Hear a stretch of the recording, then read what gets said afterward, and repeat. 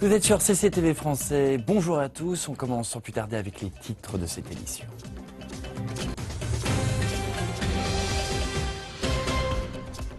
Le ministre saoudien des Affaires étrangères déclare que son pays se penche vers l'application de mesures supplémentaires contre l'Iran suite à sa condamnation par le CCG. Selon l'Observatoire syrien des droits de l'homme, une frappe aérienne a tué au moins 57 personnes dans une ville rebelle située dans le nord-ouest de la Syrie. La Corée du Sud a déclaré que leur analyse des images indiquait qu'il faudrait un peu de temps avant que la RPDC ne termine le développement de son système de missiles balistiques. Les candidats à la direction de Taïwan se sont affrontés une dernière fois lors d'un débat télévisé. Ils ont discuté de leur politique économique et sociale respective. Tous les fans de football avaient les yeux tournés vers Madrid hier soir pour le premier match de la légende du football Zinedine Zidane en tant qu'entraîneur du Real Madrid.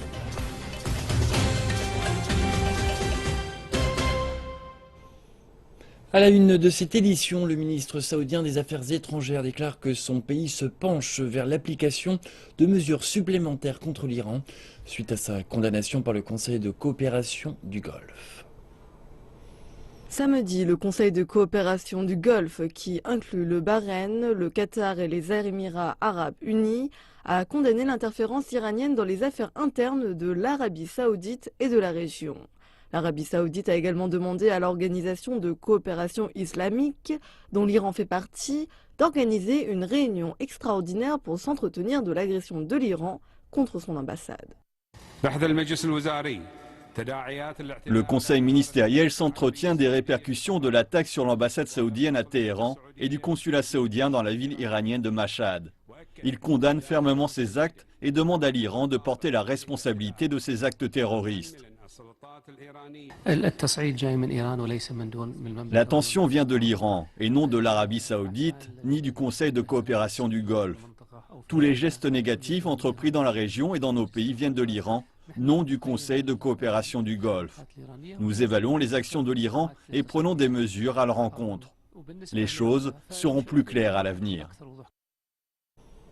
Et pendant ce temps, l'Iran s'est plaint aux Nations Unies de ce qu'elle appelle la provocation de l'Arabie saoudite envers Téhéran. Dans une lettre à l'ONU et publiée par les agences de presse iraniennes, le ministre des Affaires étrangères du pays, Mohammad Javad Zarif, a déclaré que certaines personnes à Riyad semblaient vouloir à tout prix entraîner toute la région dans une crise. Zarif a également décrit l'Arabie saoudite comme une menace à la sécurité régionale et mondiale dans la lettre, accusant le pays sunnite de soutenir l'extrémisme et de promouvoir la haine sectaire. Zarif a déclaré que l'Iran n'avait pas le désir de faire escalader les tensions davantage et a conseillé à l'Arabie saoudite de poursuivre des rapports de bon voisinage. L'Arabie saoudite, de son côté, a indiqué que les exécutions de la semaine dernière étaient une affaire interne et que l'Iran était le pays qui poursuivait la division sectaire. Selon l'Observatoire syrien des droits de l'homme, une frappe aérienne a tué au moins 57 personnes dans une ville rebelle située dans le nord-ouest du pays, lorsqu'elle a touché un tribunal et une prison adjacente. L'organisation britannique a déclaré que l'attaque aérienne sur la ville de Marat al-Nouman, dans la province d'Idlib, compte également beaucoup de blessés. Nombre d'entre eux sont dans un état critique. Nous poursuivons ce journal avec les tensions en péninsule coréenne. Un représentant officiel de la République populaire démocratique de Corée a déclaré que les diffusions sonores provenant de Corée du Sud pourraient déclencher une guerre entre les deux pays. Ces remarques ont été faites lors d'un rassemblement qui a eu lieu ce vendredi. Elles constituent la première réponse officielle de la RPDC aux diffusions sud-coréennes. Parce qu'ils sont jaloux du succès de notre essai de bombe hydrogène, les États-Unis et ses suiveurs nous poussent à l'affrontement. C'est pour ça qu'ils ont repris leur diffusion de messages psychologiques et rapatrié leurs bombardiers stratégiques. La télévision d'État de République populaire démocratique de Corée, la KRT, a diffusé des images du rassemblement montrant des milliers de personnes réunies dans le centre de Pyongyang. Vendredi, la Corée du Sud et la RPDC ont repris les barrages de propagande à la frontière. Cela fait suite à l'annonce de la réalisation du 4e test nucléaire par la RPDC ce mercredi. Plus tôt dans la journée, 300 manifestants, surtout des vétérans de guerre, se sont rassemblés à Séoul afin de protester contre l'essai nucléaire nord-coréen. La Corée du Nord essaie d'augmenter ses capacités nucléaires et cela signifie que la menace qui pèse sur notre pays s'alourdit. La Corée du Sud a déclaré que leur analyse des images indiquait qu'il faudrait un peu de temps avant que la RPDC ne termine le développement de son système de missiles balistiques. Après les images d'un missile balistique lancé depuis un sous-marin, diffusé par le média d'État de la RPDC mercredi, le porte-parole du ministère sud-coréen de la Défense, Kim Min-suk, a fait savoir que leur analyse avait montré que les missions sous-marines de la roquette étaient encore en train d'être testées. Kim Min-suk a déclaré qu'il faudrait encore du temps avant que le développement ne soit terminé. Le ministère a également déclaré que la RPDC maintenait actuellement un état d'alerte élevé après la reprise par Séoul de sa campagne de propagande via de puissants haut-parleurs. La chancelière allemande Angela Merkel a annoncé qu'elle allait soutenir un projet de loi d'expulsion des migrants et réfugiés condamnés. Elle a déclaré que ceux qui avaient reçu des peines de prison avec sursis allaient devoir quitter l'Allemagne. Le droit au statut de résidence et à la procédure d'asile peut être perdu si quelqu'un est condamné à de la liberté conditionnelle ou à de la prison. Les récidivistes qui à plusieurs reprises volent ou agressent des femmes doivent ressentir la pleine force de la loi. Je pense que cela doit devenir clair non seulement à travers les paroles, car la population va nous demander de prouver cela par des actions. Et donc, bien sûr, nous allons discuter de ce qui doit être changé avec nos partenaires de la coalition dans le gouvernement. La décision, qui va nécessiter une autorisation du Parlement, survient après une vague d'agressions de femmes lors du réveillon du Nouvel An à Cologne.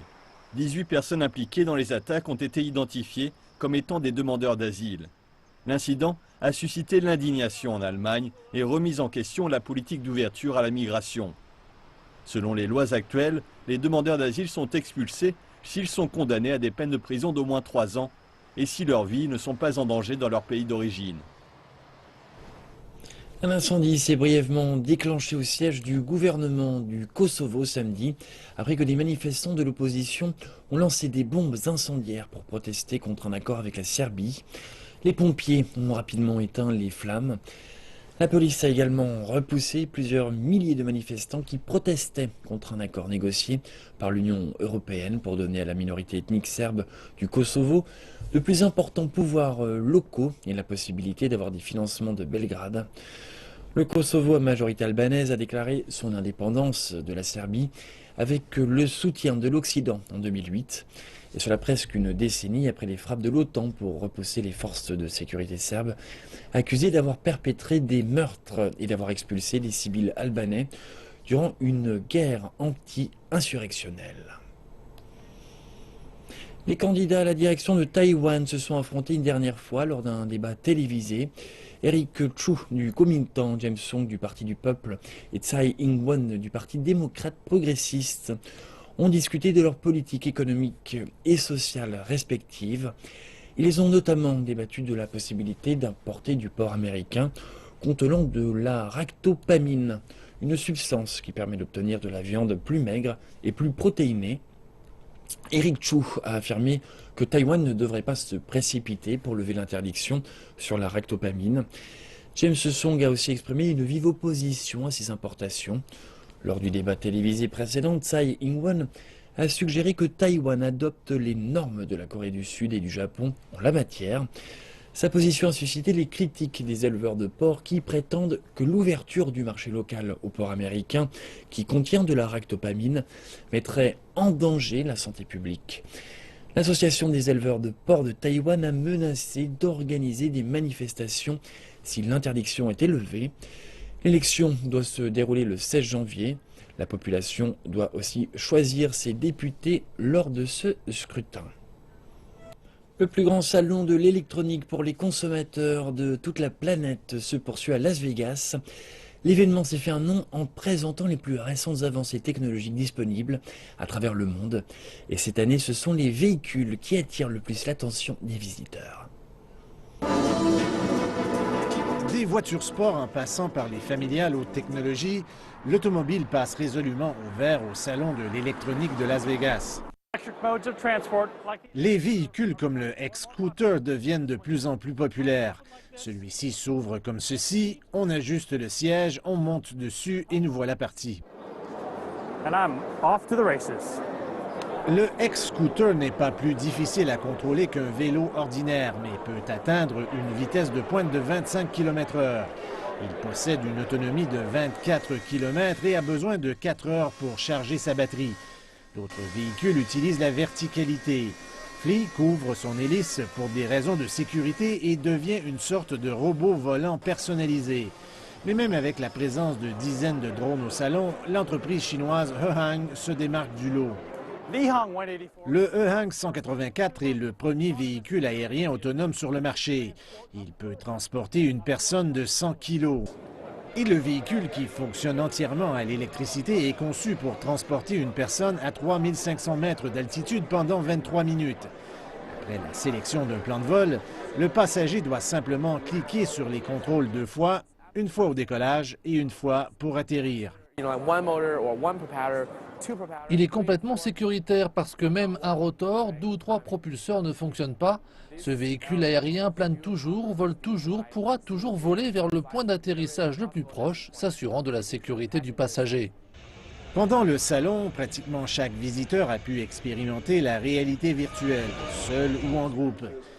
Grâce au casque de réalité virtuelle HTC Vive, l'animateur Matthew Taylor crée ses peintures de l'intérieur. Je pourrais passer toute la journée ici à créer mon propre monde. C'est vrai, je ne voulais plus sortir, je voulais rester ici. Je peux faire tellement de choses. Cela aussi fait évoluer mon style dans la mesure où je peux intégrer davantage l'animation par rapport à lorsque je dessine sur une surface plane. Je pense davantage aux formes géométriques, donc je fais les choses différemment. Ici à Las Vegas, la technologie permet de changer la société de l'intérieur et de l'extérieur.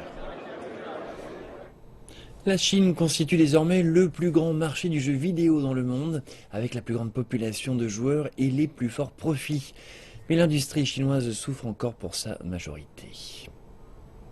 Il y a 18 ans, Zhang Lei était juste un adolescent fou de jeux vidéo. Maintenant, c'est un développeur. Sa carrière ressemble à une chronique du jeu en Chine qui est passée des jeux sur console ou PC à des applications sur portable. Entre 2010 et 2013, les entreprises de jeux chinoises ont commencé à prendre leur élan. C'était l'âge d'or.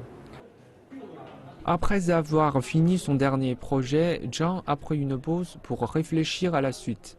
Lancer sa propre entreprise était une option parmi d'autres. L'industrie chinoise du jeu a battu celle des États-Unis et du Japon en 2015 avec 22 milliards de dollars. La raison de ce succès est simple. La plupart des jeux sont désormais en ligne et la Chine a la plus grande population d'internautes. L'ancien collègue de Zhang Lei, Sun Jianfeng, a commencé sa propre entreprise en 2014. Il dit que le marché devient de plus en plus rentable, mais qu'il est moins approprié aux PME. En 2014, presque tous les investisseurs refusaient d'investir dans des programmes liés au jeu. Nous ne pouvions pas lever de fonds.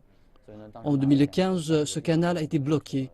Les revenus ont été partagés entre géants. Les géants dont M. Sun parle sont Tencent et NetEase qui détiennent beaucoup d'argent et une large base d'utilisateurs. Tencent, par exemple, peut lancer un jeu par son service de messagerie comme QQ ou WeChat et instantanément avoir plus de 600 millions d'utilisateurs. La seule façon de survivre est d'explorer le marché de niche qui n'a pas encore été investi par les géants.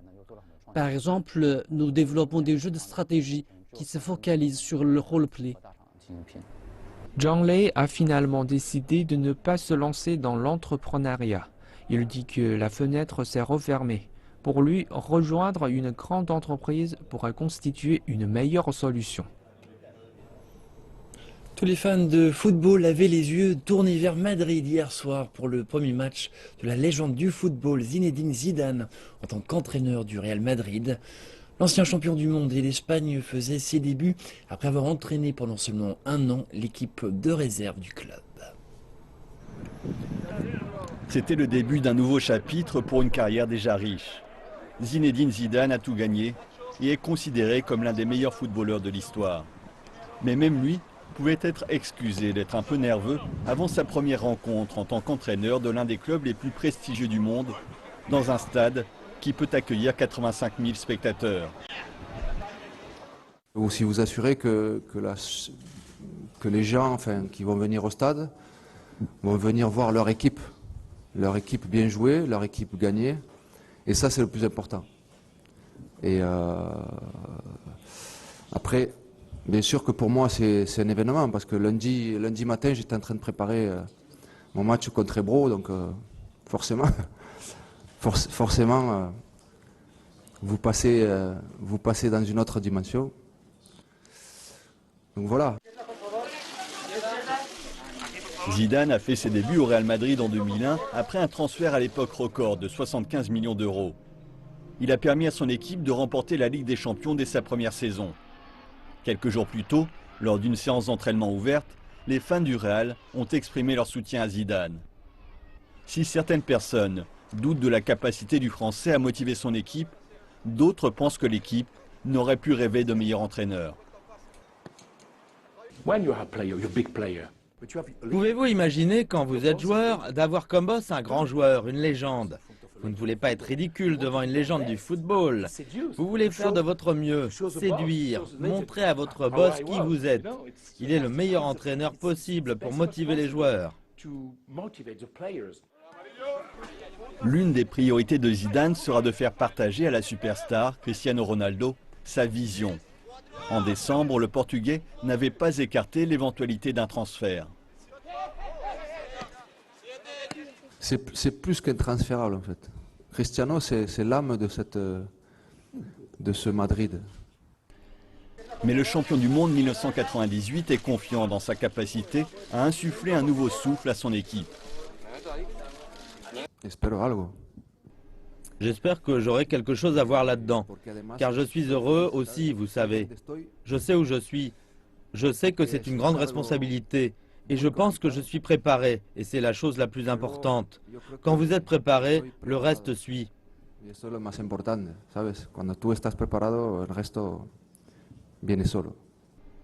Zinedine Zidane brillera-t-il autant sur le banc que sur le terrain?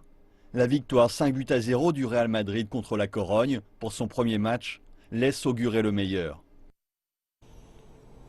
L'ambassadeur de Chine aux États-Unis, Tzu Etienne-Kai, a rendu visite au bébé panda du zoo national Smithsonian de Washington. Le panda de 5 mois nommé Bei devrait faire sa première apparition publique la semaine prochaine. Durant la visite, l'ambassadeur a déclaré que les pandas jouaient un rôle important dans la promotion des échanges entre les peuples chinois et américains, et Bei est un ambassadeur à part entière. Un futur ambassadeur panda rencontrant un diplomate au Smithsonian National Zoo de Washington. Ses parents ne sont autres que les superstars Mei Xiang et Tian Tian. Les deux pandas sont nés et ont été élevés ici. Les gens de Washington et de tous les États-Unis les aiment beaucoup, spécialement les enfants. Le bébé de 5 mois pesait seulement 113 grammes quand il est né. Il pourra être vu par ses fans la semaine prochaine. Et jusqu'à maintenant, Bébé a passé le plus clair de son temps à dormir et à apprendre à marcher. Bébé va très bien, il pèse maintenant 9 kilos. Ses dents poussent et il est prêt à manger du bambou. Nous avons une caméra qui les filme, lui et sa mère Mei Xiang. Bébé, dont le frère jumeau est mort après l'accouchement, a sa place dans la diplomatie du panda. Il est le résultat d'une insémination artificielle. Il a été nommé par les premières dames chinoises et américaines durant la visite d'État de Xi Jinping en septembre. Les pandas réunissent les Chinois et les Américains. Ils promeuvent les efforts des deux pays dans la protection des animaux sauvages. Ce sont réellement des ambassadeurs pandas. Dans cet esprit, Beijing et Washington se sont mis d'accord pour faire de 2016 une année spéciale tourisme.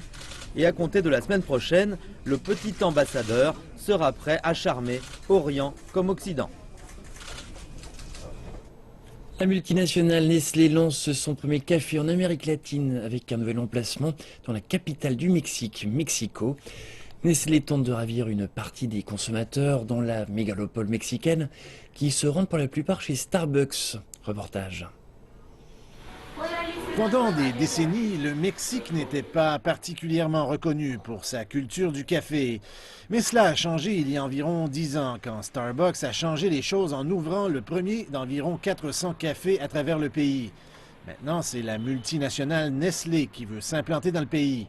Cette année, la marque lance des cafés à Mexico, y compris son premier magasin de café en Amérique latine, et va déployer des dizaines de camions de café à travers la capitale mexicaine.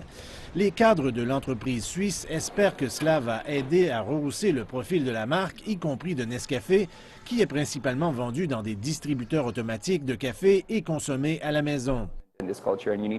Vous devez être pertinent dans cette culture et vous devez parler la langue que tout le monde parle. Depuis le relancement de la marque en 2014, nous avons enregistré une croissance phénoménale dans la façon dont les gens perçoivent la marque comme étant plus moderne et plus jeune. Ceci nous donne la crédibilité et l'appui dont nous avons besoin pour nous lancer dans cette nouvelle aventure. Même si le Mexique est toujours le marché le plus important pour Nescafé, certains experts estiment qu'il sera difficile de briser l'hégémonie de Starbucks. Mais ils auront certains avantages. Arturo Hernández est le président de la principale association de négociants de café au Mexique. Ce qu'ils vont faire, c'est de mettre des camions de café dans les rues. Ils pourront aller presque partout. Ils vont aussi vendre le café moins cher, peut-être pas la même qualité qu'un café qu'on retrouve dans les cafés, mais la disponibilité et l'accès libre aux produits pratiquement n'importe où pourraient les aider à voler des clients aux autres cafés.